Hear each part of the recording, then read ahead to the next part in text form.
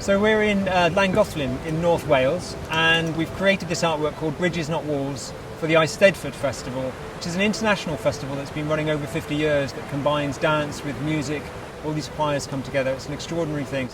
Patchwork is a really important part of Welsh craft culture, and it made sense to sort of utilise all the skills of the people around us. So many of the patches, over 100, have been created and donated by members of the public.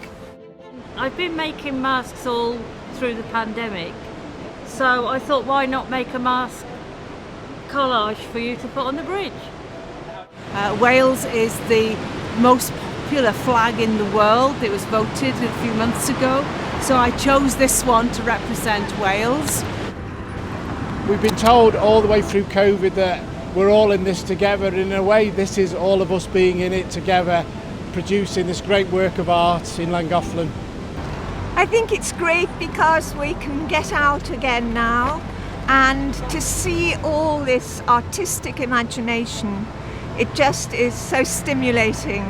This installation has been something completely different, and it's nice to see there's been some very positive responses from the community. During these trying times, it's certainly brightened up the town.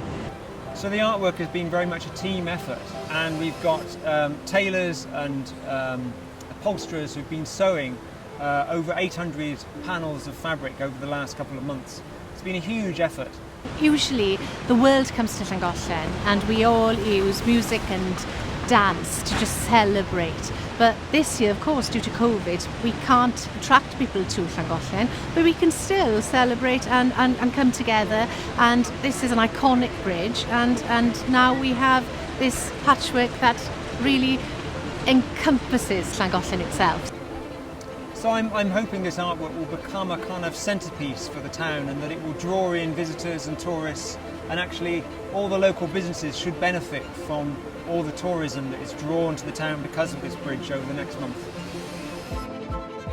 It's just joyous, absolutely joyous.